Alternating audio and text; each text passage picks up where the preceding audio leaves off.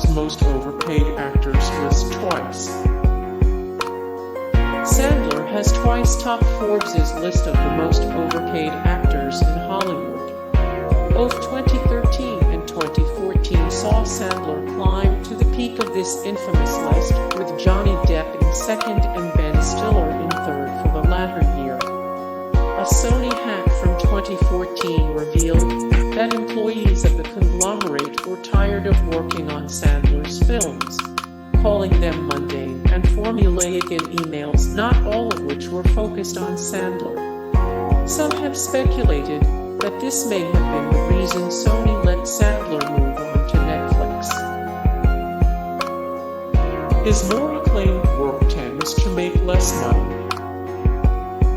Adam Sandler is best known for his comedies, but he has ventured into the realm of drama on more than one occasion. Whenever he strays from his comedic formula, however, only critics and film aficionados emerge from the theaters satisfied. In one of his earliest dramatic roles, Paul Thomas Anderson's Punch Drunk Love, even famed movie critic Roger Ebert praised his performance. He stated, "Punch Drunk Love may be the key to all of the Adam Sandler films, and may liberate Sandler for a new direction in his work. He can't go on making those moronic comedies forever, can he? Who would have guessed he had such uncharted depths?" He made a deal with Netflix. Adam Sandler signed a deal with Netflix in 2014 for an undisclosed sum to release 4 films exclusively on the streaming service. When these 5 people came to me with an offer to make 4 movies for them, I immediately said yes for one reason and one reason only. Let the streaming begin. Netflix Chief Content Officer Ted Sarandos explained that Sandler's appeal spans across viewers of all ages. Everybody has a favorite movie.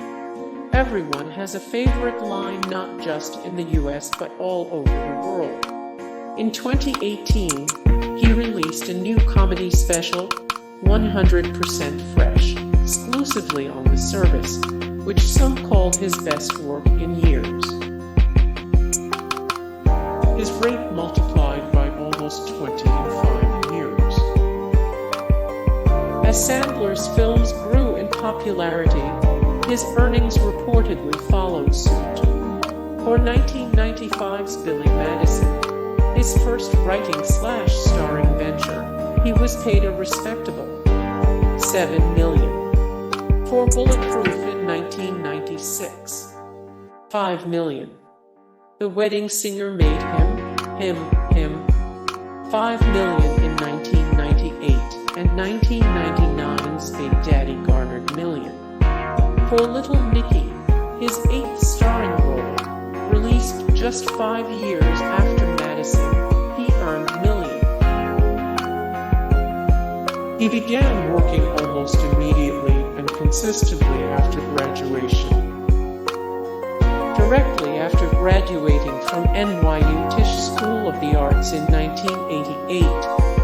In 1989, Dennis Miller saw Sandler in Going Overboard and recruited him to Saturday Night Live. He is married and has 2 children.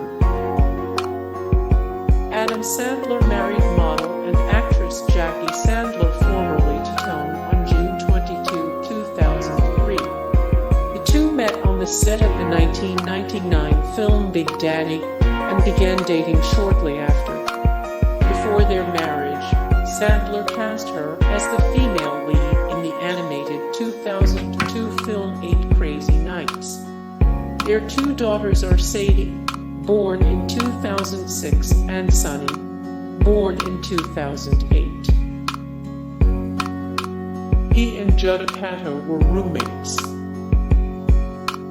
In a joint 60 Minutes interview hosted by Anderson Cooper in 2012, when describing their daily routine, Apatow claimed, "Back then, life was just doing stand-up or writing jokes.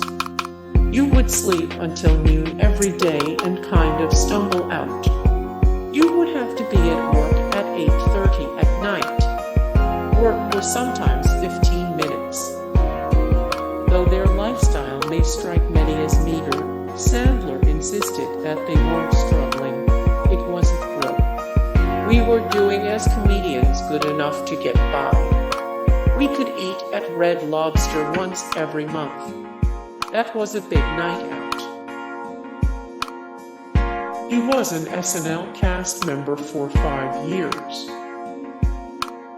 Soon after his feature film debut in Going Overboard, he was a full-fledged cast member from 1990 to 1995. He also wrote the Chattanooga song and the Christmas song while on the show. He has a burger named after him at his hometown diner. The Red Arrow Diner, Sandler's favorite restaurant from his childhood in Manchester, NH, was reproduced for the movie Grown Ups 2. To display their appreciation for the actor, the restaurant's menu now includes the Adam Sandler burger, topped with lettuce, tomato, raw onion, and mayo. For half a decade, he was impossibly bankable. Movies of the mid to late 90s were often dominated by Adam Sandler. After small roles in Kinda Heads and Airheads, he made Billy Madison in '95, Happy Gilmore and Bulletproof in '96, The Wedding Singer and Waterboy in '98, and Big Daddy in '99. In 1999 alone, he was estimated to have made approximately $1 million, not to mention $740,000 in combined box office sales for that year. He's very particular about his characters' names. Many accused Sandler's movies of being carbon copies of one another. Some have even theorized an unnerving pattern between films, and one such connection could be the names of the characters Sandler plays. They almost always have names that end in a Y sound: Billy, Happy, Robbie, Sonny, Mickey, Davy, Whitey, etc. In addition, nearly all of the female love interests in his films have names that start with V: Veronica Vaughn, Virginia Bennett, Vicky Valancourt, Valerie Varon, etc. The reasoning behind these patterns is ultimately not known. He's a great friend. Sandler is known for casting his personal friends in many of his films. Alan Covert, Peter Dante, and Jonathan Loughran are just several of the regulars.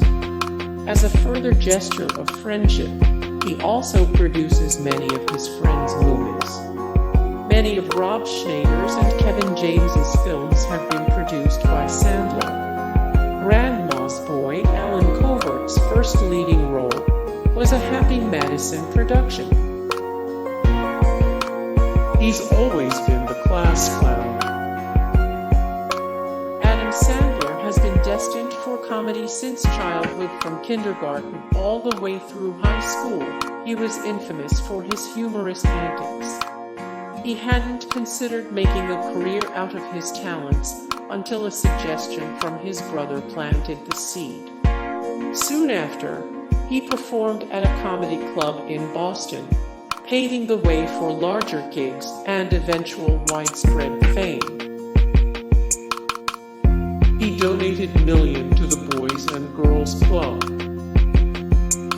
In 2007, Sandler donated $0 to his hometown Boys and Girls Club. In a video announcing Sandler's donation, he revisited memories from his time at the club, including basketball, ping pong, and peeing his pants. His first comedy album was nominated for a Grammy. In addition to his movie success, Sandler garnered much acclaim from music critics as well.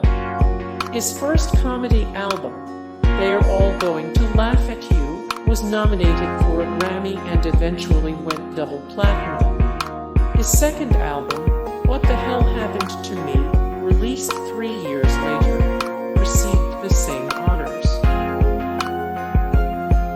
His dad is the reason he got into comedy. Sandler cites his father's temperamental influence as one of the reasons he got into comedy. I never had a speech from my father saying, "My father wasn't perfect. He had a temper." I took some of that. He would snap. Part of my father having a temper led to me developing the sense of humor to calm the old man down. Hey guys, thank you so much for the support and likes and comments down below, and also thank you so much for watching, and I look forward to see you in the next video then.